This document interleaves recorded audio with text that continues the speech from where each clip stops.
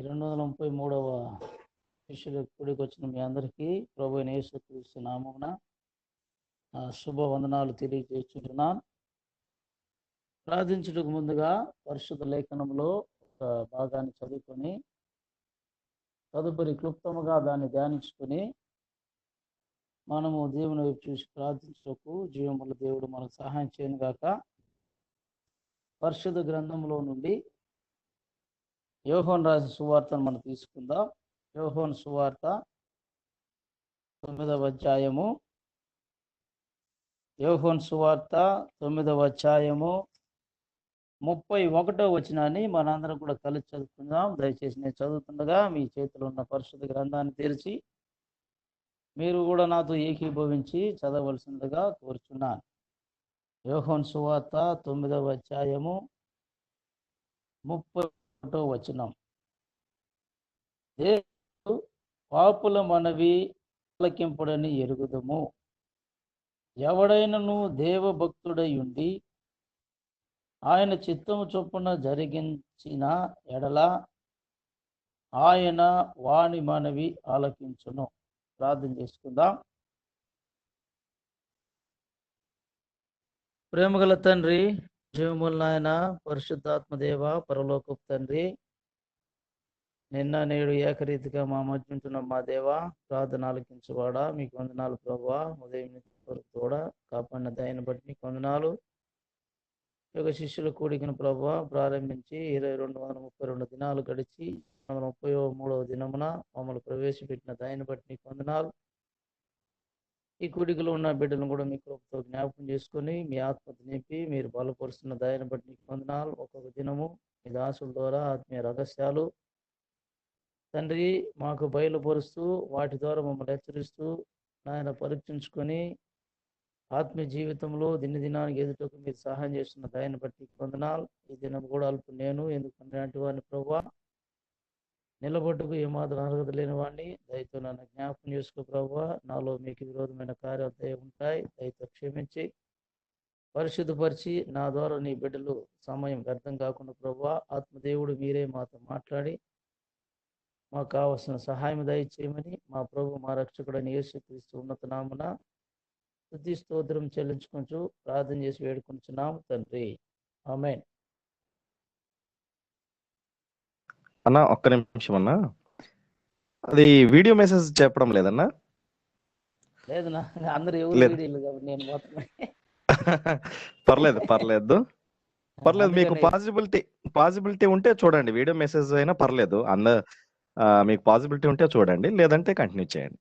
మీ దేవుని బిడ్డలారా, చదువుకున్న భాగాన్ని క్లుప్తంగా మనం ధ్యానించుకుందాం.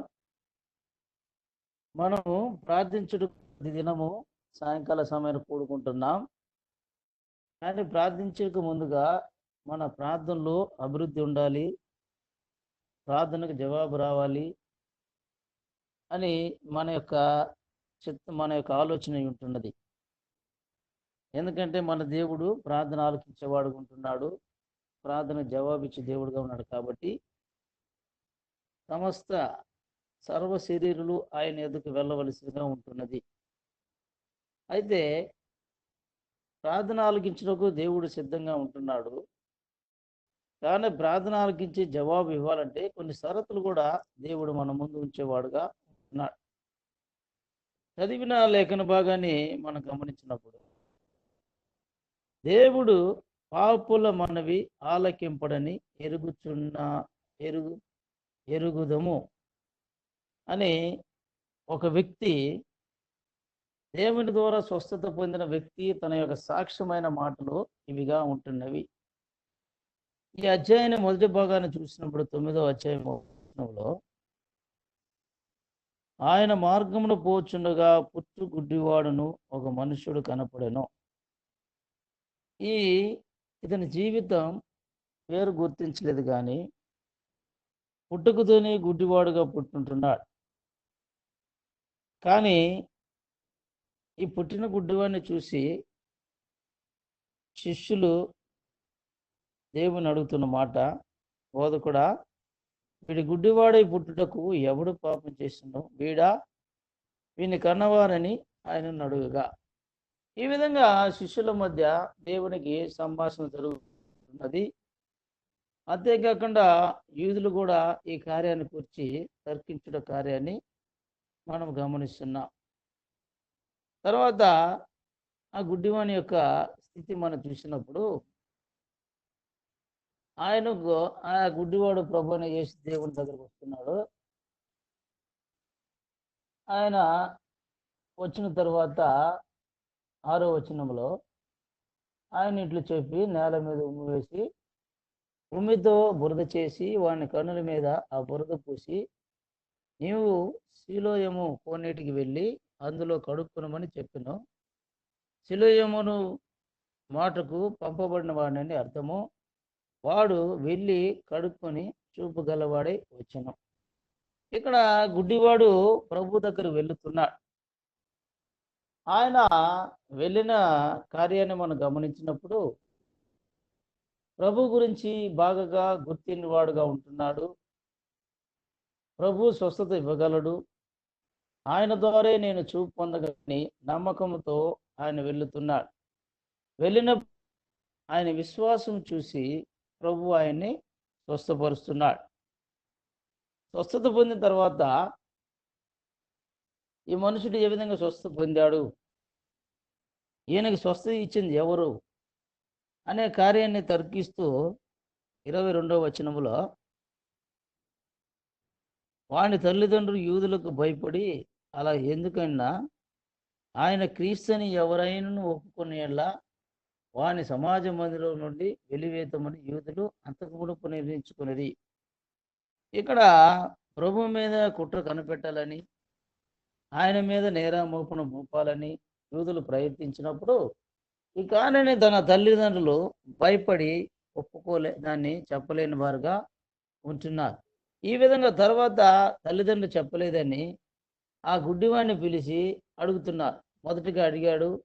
ఆయన చెప్పాడు, అయ్యా నాకు ఒక ఆయన స్వస్థత ఇచ్చాడు, ఈ విధంగా బురద పూశాడు, ఆ కోనేట్లో వెళ్ళి కడుక్కోమన్నాడు, నేను కడుక్కున్నాను, నాకు స్వస్థత వచ్చిందని చెప్తున్నాడు. తిరిగి రెండవ మారు కూడా ఆయన్ని అడుగుతున్నారు. 4వ వచనంలో కాబట్టి వారు గుడ్డివాడైన మనిషిని రెండవ మారు పిలిపించి దేవుని మహిమపరచుము, ఈ మనుష్యుడు పాపి అని మేమెరుగుదమని వానిది చెప్పగా. ఇక్కడ యూదులు మనుషుల దగ్గర చెప్తుండ్రు, అయ్యా నేను స్వస్థపరిచింది పాపి అని మేము ఎరుగుదము అని చెప్పేటప్పుడు అందుకు ఆయన ఈ మాటలు చెప్తున్నాడు.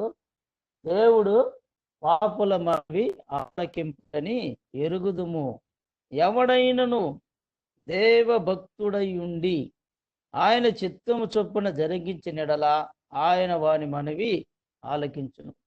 ఈ వాక్యములో 2 కార్యాలు రాయబడి, మొదటిగా ఎవరి ప్రార్థన దేవుడు వినడు, రెండవగా ఎవరి ప్రార్థన దేవుడు వింటాడు. కాబట్టి సాయంకాల సమయం ప్రార్థించుకొచ్చిన మన జీవితాల్లో మనం కూడా ఈ ప్రశ్న మన ముందు వేసుకోవాలి.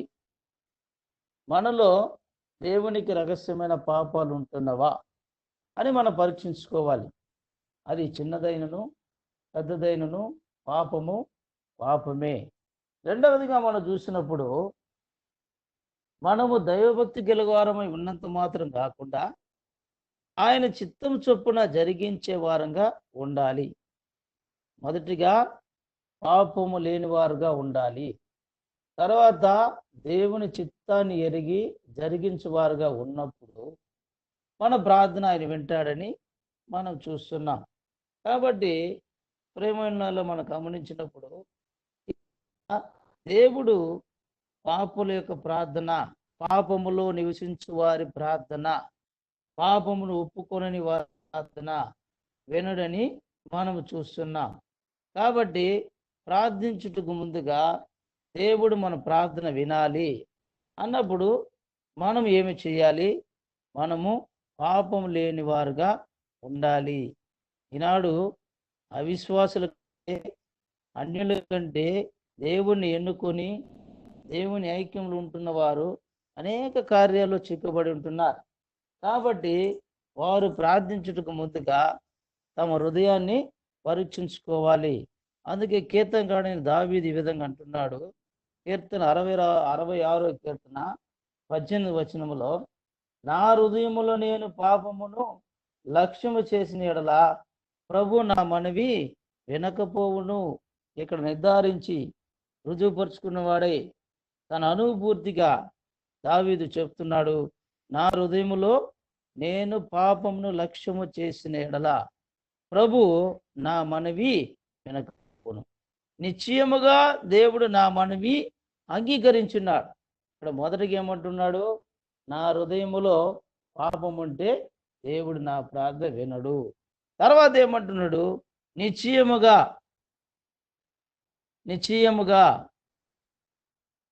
నా ప్రార్థన దేవుడు వింటాడు. ప్రేమైన దేవుని జనాంగమా, మనం గమనించినప్పుడు ఇక్కడ దావీదు తన అనుభవాన్ని పంచుకుంటున్నాడు. తను రుచి చూసిన మాటలు, దేవుని గుర్తిరిగిన మాటలు, దేవుణ్ణి అనుభవించిన మాటలు ఇక్కడ పంచుకుంటున్నాడు. ఏమంటున్నట్టు, నా హృదయములో నేను పాపమును లక్ష్యము చేసిన యెడల నా మనవి వినకపోవును. తర్వాత నిశ్చయముగా దేవుడు నా మనవి అంగీకరించున్నాడు, ఆయన నా విజ్ఞాపన ఆలకించున్నాడు.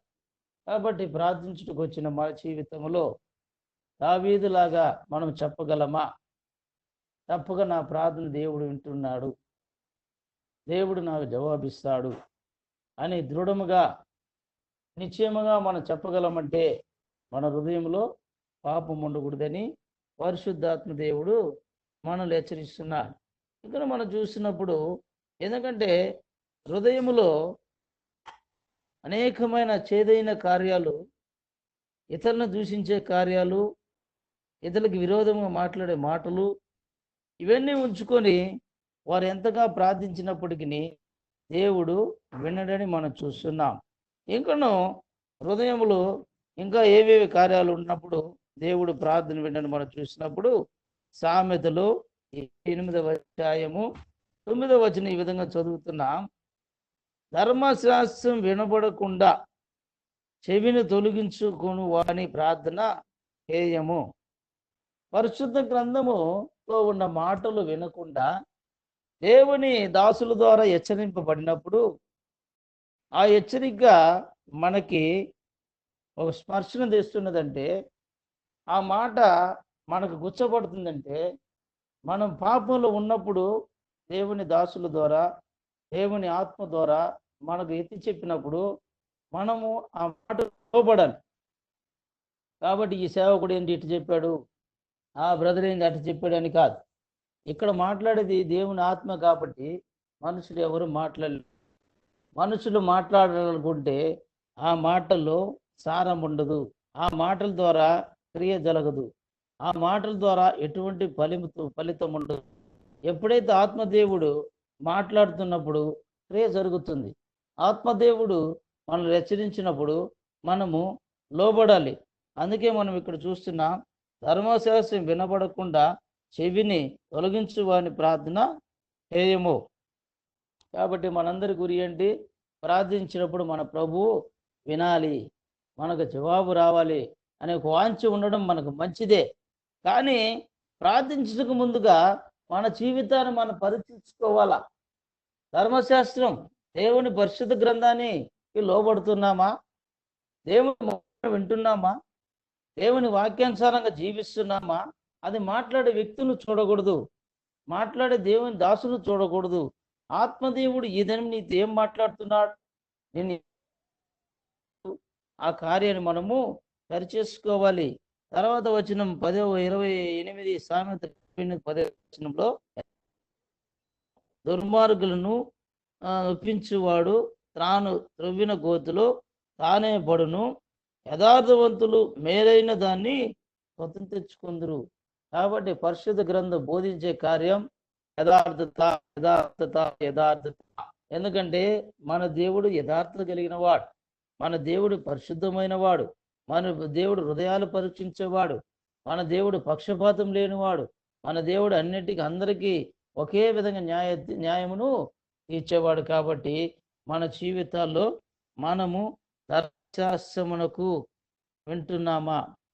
పరిశుద్ధ గ్రంథం మన చేతిలో అమూల్యమైన ఒక పుస్తకం దేవుడు ఇచ్చింటున్నాడు. ఈ పుస్తకాన్ని మనము చదువుతున్నామా? ఈ పుస్తకంలో ఉన్న మాటలు మనం వింటున్నామా? వినటం మాత్రం కాకుండా, చదువుటం మాత్రం కాకుండా, ఆ మాటల ప్రకారం మనము జీవిస్తున్నామని పరీక్షించుకోవాలా. పడినప్పుడు ఆపత్కాలములో, కష్టములో దేవుడు అంటున్నాడు, అడుగుము నేను నీకు ఇస్తానని. ఆ మాటను మనం జ్ఞాపకం చేసుకుంటున్నాం. కానీ అడిగే ముందు మన జీవితం ఏ విధంగా ఉందని మనం పరీక్షించుకోవాలి. మన హృదయాన్ని పరీక్షించుకోవాలి. విశ్వాసులమే, దేవుని బిడ్డలమే, కానీ సహోదరుల మీద ఎంతమంది మీద మనం పగపట్టుకుంటున్నాం, ఎంతమంది దగ్గర అసూయ మాటలు మాట్లాడుతున్నాం, ఎంతమందిని ఒకరి గురించి ఒకరి మీద మనం సాడీలు చెప్పేవారుగా ఉంటున్నాం. ఇవన్నీ కూడా అవిశ్వాసుల కంటే విశ్వాసులు అని చెప్పబడుకున్న వారి జీవితాల్లో ఈ కార్యాలు ఎక్కువగా కనపడుతున్నాయి. కాబట్టి విశ్వాసుల కంటే అవిశ్వాసుల కంటే విశ్వాసులు పరిశుద్ధ లేఖాన్ని ఎక్కువగా ధ్యానించాలి. ఎందుకంటే బోధించడం కన్నా, ధ్యానించడం కన్నా పాటించడం ఎంతో గొప్పది. కాబట్టి ప్రియమైన దేవుని బిడ్డలారా, ఇక్కడ మనం చూసినప్పుడు పరిశుద్ధ లేఖనం ఏం చెబుతుంది? ధర్మశాస్త్రమును వినపడకుండా చెవిని తొలగించుకున్నవాడు యెహోవాకు హేయుడని మనం చూస్తున్నాం. మరొక లేఖన భాగాన్ని అదే కీర్తన కాని దావీదు యొక్క 7వ కీర్తన 12-13 వచనాలు మనం చదివినట్లయితే, ఒకడును మల్లని ఎడల ఆయన తన ఖడ్గమును వదును పెట్టును, తన విల్లు ఎక్కుపెట్టి దాన్ని సిద్ధపరిచి ఉన్నాడు. ఇక్కడ ప్రభు ఏమంటున్నాడు? ఇకనైనా మల్లండి, ఇకనైనా మల్లండి, నా వైపు తిరగండి అనే పాఠాన్ని ఈ కరోనా దినములు దేవుడు మనకు నేర్పించుంటున్నాడు. ఎందుకంటే విశ్వాసుల మధ్య, సేవకుల మధ్య, సంఘాల్లో అనేక స్థలాల్లో చూసినప్పుడు ఈర్ష్యకరైన కార్యాలు, ఈ ఒకరికొకరికి సాడీలు చెప్పే మాటలు, ఇంకా చూసినప్పుడు ఒకరిని గొప్పగా చెప్పాలని ఆలోచనలు, ఇవన్నీ సంఘాల్లో ఉన్నప్పుడు దేవుడు ఇచ్చిన సంఘ దర్శనాన్ని కోల్పోయిన వారు ఉంటున్నారు. ఇక్కడ మనం చూసినప్పుడు, సంఘంలో చూసినప్పుడు దేవునికి స్థలం లేకుండా పోతున్నది. విశ్వాసుల మధ్య, విశ్వాసుల జీవితాల్లో దేవునికి స్థలం లేకుండా లోకానికి స్థలం ఇస్తూ జీవిస్తున్నది. దేవుడు ఇటువంటి ఒక ప్రమాదమైన కార్యాన్ని అనుమతించి మనకు బుద్ధి చెప్పుట కొరకై దేవుడు ఈ కార్యాన్ని అనుమతించాడు. కాబట్టి ప్రియమైన వాళ్ళరా, దేవుడు ఏమంటున్నాడంటే మల్లమంటున్నాడు, ఇంకను విశ్వాసైన నీవు ఇంకను అవిశ్వాస పనులు నీలో ఉన్నావా? ఇంకను అవిశ్వాసమైన కార్యాలు నువ్వు చేస్తుంటున్నావా? ఇంకను రహస్యమైన కార్యాలు చేస్తున్నావా అని పరీక్షించుకోవాలి. ఎందుకంటే మన దేవుడు ఆయన దగ్గర మల్లని ఎడల ఆయన తన ఖడ్గమును పదును పెట్టును. కాబట్టి పదును చేసి ఉన్నాడు, పదును చేసి ఉన్నాడు. ఆయన తయారుగా ఉన్నాడు.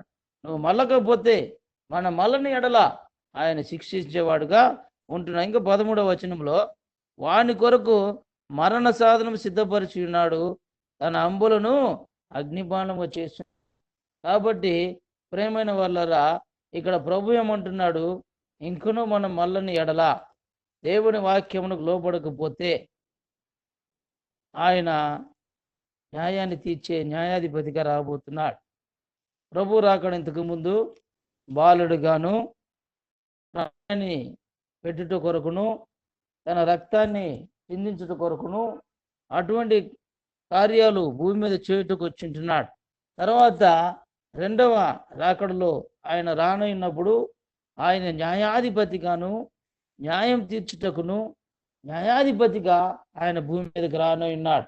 కాబట్టి ఆయన రాకడలో నీవును నేను ఎత్తపడాలంటే, నీవును నేను రాజ్యములో ప్రవేశించాలంటే ధర్మశాస్త్రమునకు చెవి యొగ్గాలి. పాపములో నుండి మనము తిరగాలి.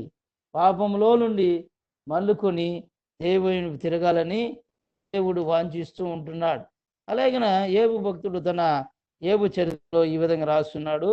27వ గ్రంథం ఏబు 27:8-9 వచనాలు మనం, దేవుడు వాణ్ణి కొట్టివేయినప్పుడు, వాని ప్రాణము తీసివేయినప్పుడు భక్తిహీనునికి ఆధారమేది? కాబట్టి గమనించినప్పుడు భక్తిహీను దేవుడు కొడితే వాడు ఆధారం లేకుండా పోతాడు. అందుకే దేవుడు నీతిమంతుని జ్ఞాపకం చేసుకుంటా ఎంతో మేలని పరిశుద్ధ గ్రంథం చదువుతున్నా. కానీ భక్తిహీనుడికి ఆధారం లేకుండా పోతుంది. వానికి బాధ కలిగినప్పుడు దేవుడు వాని మొర వినునా? ప్రశ్నగా చెప్తున్నాడు ఇక్కడ. ఈ మాట చదివినప్పుడు వానికి బాధ కలిగినప్పుడు దేవుడు వాని మొర వినునా? అప్పుడు భక్తిహీనుని యొక్క మొర దేవుడు వినడని దృఢముగా చెప్తున్నాడు. భక్తిహీనుడు ఎవరు? దేవుణ్ణి తిరస్కరించిన వాడు, దేవుని మాటకు లోబడిన వాడు, దేవుని బిడ్డలకు విరోధంగా ఉన్నవాడు, దేవుని బిడ్డల మీద సాకు చెప్పేవాడు. ఈ విధంగా భక్తిహీనులు ఉన్నప్పుడు అనేక పట్టికలు మనం చెప్పుకుంటూ పోవచ్చు. కానీ భక్తిహీనుడుగా ఉండి దేవుని బిడ్డలకు విరోధంగా చేస్తూ ఇటువంటి జీవితం జీవిస్తూ నేను భక్తి కలిగిన వాడను, నేను విశ్వాసిని అని చెప్పుకుంటే వానికి ఇటువంటి స్థితి అని మనం చదువుతున్నాం. వాడు ఎటువంటి ఆపద కలిగినప్పుడు, బాధ కలిగినప్పుడు మొరపెడితే దేవుడు ఆయన ప్రార్థన వినడు అని మనం అంటున్నాడు. ఇక్కడ మనం చూసినప్పుడు, కాబట్టి మనం పరీక్షించుకోవాల్సిన విషయాలు మనం చూసినప్పుడు యెషయా గ్రంథము 59వ అధ్యాయము 1-2 వచనాలు చాలా తేటగా ప్రభు చెప్తున్న ఎవరి ప్రార్థనలు వినడని చక్కగా చెప్పబడుతున్నది. యెషయా గ్రంథము 59వ అధ్యాయము 1-2 వచనాలు మనం చదివినప్పుడు, రక్షింపనేరక ఉండునట్లు యెహోవా హస్తము ఉరచ కాలేదు, విననేరక ఉండునట్లు ఆయన చెవులు మందం కాలేదు. కాబట్టి ఆయన రక్షించుటకు శక్తిమంతుడైన దేవుడు. ఉదాహరణకు మనం చూసినప్పుడు ఇశ్రాయేలు ప్రజల్ని ఐగుప్తులో నుంచి నడిపించి అరణ్య మార్గం వెళ్ళేటప్పుడు వాళ్ళ ప్రయాణములో వారికి ముందు ఎర్ర సముద్రం వస్తున్నది, వారి వెనుక ఫరో సైన్యం వస్తున్నది. కానీ ఈ విషయంలో ముందుకెళితే సముద్రంలో పడి చచ్చిపోవాలి, వెనక్కి తిరిగితే ఫరో యొక్క సైన్యం చేతిలో పడి చనిపోవాలి. కానీ అక్కడ ప్రభు రక్షింప శక్తిమంతుడు అని రుజువుపరుచుంటున్నాడు. ఎట్లా? సముద్రమును 2 పాయలుగా చీల్చి ఆరిన నేలను దేవుడు అక్కడ చేశాడు. కాబట్టి ఇదే ప్రియమైన వాళ్ళరా, ఇర్మీయా గ్రంథము 33వ అధ్యాయము 3వ వచనం మనం చూస్తే ఈ కార్యాన్ని, నాకు మొరపెట్టుము, నేను నీకు ఉత్తరం ఇచ్చేదను, నీవు గ్రహింపలేని గొప్ప సంగతులను, గూఢమైన సంగతులను నీకు తెలియజేతును. ఈ కార్యము అక్కడ ఇశ్రాయేల్ ప్రజల మధ్య జరిగినది. వారు అనుకున్నారు, మమ్మల్ని ఐగుప్తుల సమాధులు లేక మమ్మల్ని చంపుడుకు తీసుకొచ్చావని వారు సన్నుకుండా ఉండవచ్చు. తర్వాత సముద్రం చూసిన వెంటనే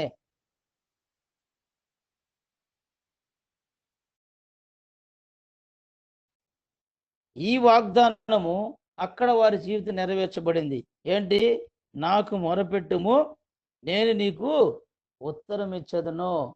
కాబట్టి ప్రియమైన వాళ్ళరా, ఈ ఉత్తరం అనేది ఎట్లుందంటే గ్రహింపలేని గొప్ప సంగతులను, గూఢమైన సంగతి నీకు తెలియజేస్తుంది.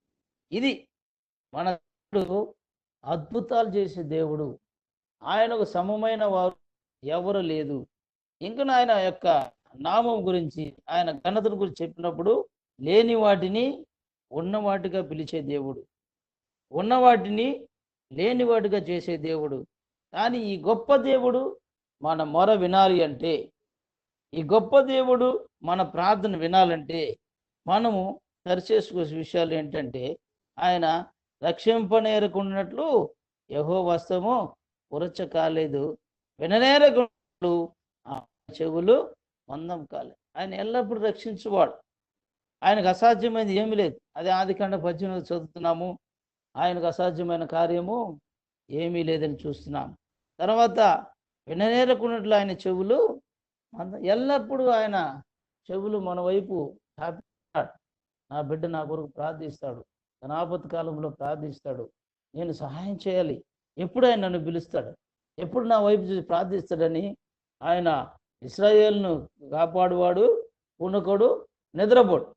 కాబట్టి ఎల్లప్పుడూ ఆయన నిద్రపోకుండా పుణుకక మన కొరకు సహాయం చేయాలని, మన ప్రార్థనకు జవాబు ఇవ్వాలని ఆయన ఎల్లప్పుడూ వేచుంటున్నాడు. కానీ మన ప్రార్థన ఆయన యొద్దకు వెళ్లకుండా కొన్ని కార్యాలు ఉంటుంది. అదే యెషయా గ్రంథం 59వ అధ్యాయము 1వ వచనములో, మీ దోషములు మీకును మీ దేవునికిని అడ్డంగా వచ్చును, మీ పాపములు ఆయన ముఖమును మీకు మరుగుపరచును. కాబట్టి మన పాపములు ఆయన ముఖము చూడలేక, ఆయన ముఖం దగ్గరికి మన ప్రార్థన వెళ్ళక అవి మరుగుపరుస్తున్నాయి, అంటే ఒక గోడగా నిలబడుతున్నది. కాబట్టి ప్రియమైన వాళ్ళరా, ఇక్కడ మనం చూసినప్పుడు మరుగుపరుచును గనుక ఆయన ఆలకింపుగా ఉన్నాడు. కాబట్టి ప్రార్థించుటకు వచ్చిన మన జీవితాల్లో మనము పరీక్షించుకోవాలి. ప్రభు, నా ప్రార్థన వినుటకు నేను అర్హత కలిగిన వారు ఉంటున్నానా? నా ప్రార్థన జవాబిచ్చుటకు ఆయన సిద్ధంగా ఉంటున్నాడు. కానీ నా ప్రార్థన ఆయన దగ్గరకు వెళ్ళకుండా పాపంలో మరుగుపరుస్తున్నావా అని మనం పరీక్షించుకోవాలి. ఎందుకంటే మన పాపములు మన హృదయంలో పాపం ఉన్నట్లయితే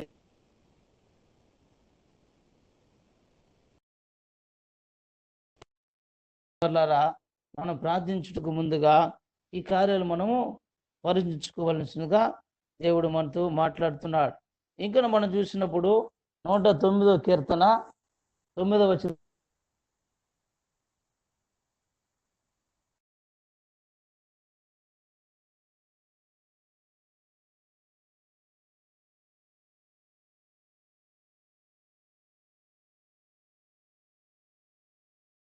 అన్న మీ ఫోన్ మ్యూట్ లో పడిపోయింది అన్న.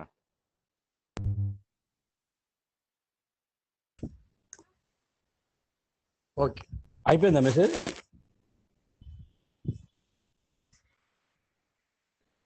జాషు అన్న మీ ఫోన్ మ్యూట్ లో ఉందన్న.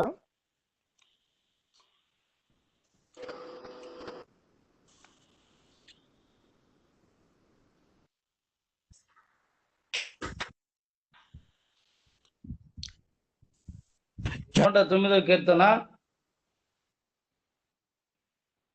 7వ వచనం మనం చదివినట్లయితే, వాడు విమర్శలను తేబడినప్పుడు దోషిని తీర్పు నొందును గాక, వాడి ప్రార్థన పాపం మగును గాక. కాబట్టి మనం గమనించినప్పుడు దేవుడి యొక్క దృష్టిలో మనం దోషి అని తీర్పు నొందును గాక, వాడి ప్రార్థన.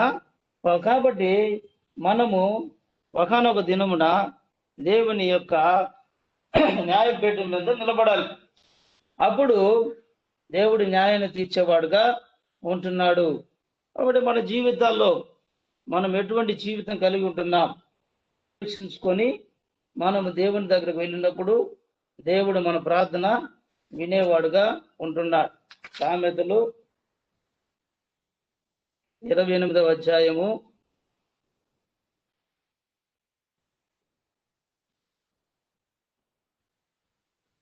13వ వచనాన్ని మనం గమనించినట్లయితే, అతిక్రమములు దాచిపెట్టువాడు అర్ధులుడు, వాటిని ఒప్పుకొని విడిచిపెట్టువాడు కనికరము పొందును.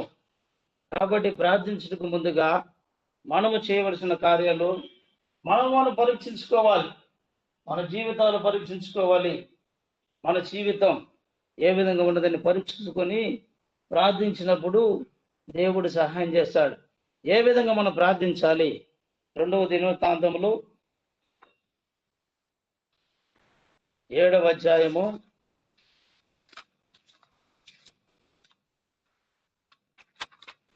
7వ అధ్యాయము 14వ వచనం, నా పేరు పెట్టబడిన నా జనులు తమను తాము తగ్గించుకొని ప్రార్థన చేసి నన్ను వెదకి తమ చెడు మార్గం విడిచిన ఎడల ఆకాశం నుండి నేను వారి ప్రార్థన విని వారి పాపమును క్షమించి వారి దేశమును స్వస్థపరచుదును.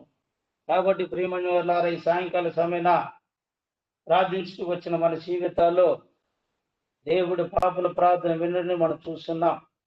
కాబట్టి ప్రార్థించేటప్పుడు మనం పరీక్షించుకోవాల్సిన విషయం ఏంటంటే, నా పేరు పెట్టిన నా జనులు, మొదటిగా మనము తగ్గించుకోవాలా. తగ్గింపు స్వభావం అనేది చాలా కష్టంగా ఉంటున్నది. కాబట్టి మనము తగ్గించుకున్న వారుగా ఉండాలి.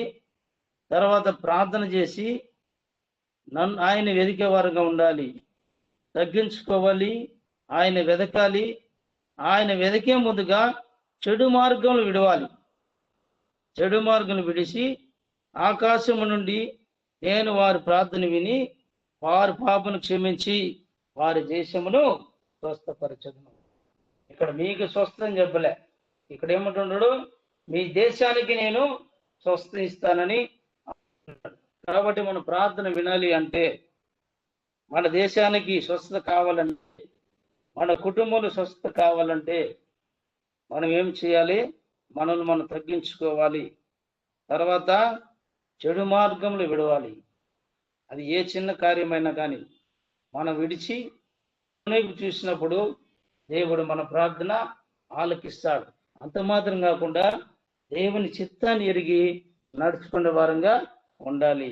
కాబట్టి సాయంకాల సమయమైన ప్రియమైన దేవుని జనాంగమా, ప్రార్థించక ముందుగా మనం పరీక్షించుకుందాం.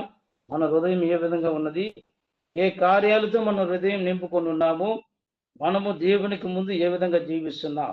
ఇంకొన్ని ఏదైనా రహస్య పాపాలు మనం ఉన్నట్లయితే ఒప్పుకుందాం, విడిచిపెడదాం. కనికరం పొందిన వారుగాను దేవుని చూసి ప్రార్థించటకు దేవుడు సహాయం చేయను గాక. ఆమేన్. ఆమేన్. ఇది ప్రియులారా, చాలా సంతోషం. మరి మంచి వర్తమానము ద్వారా దేవుడి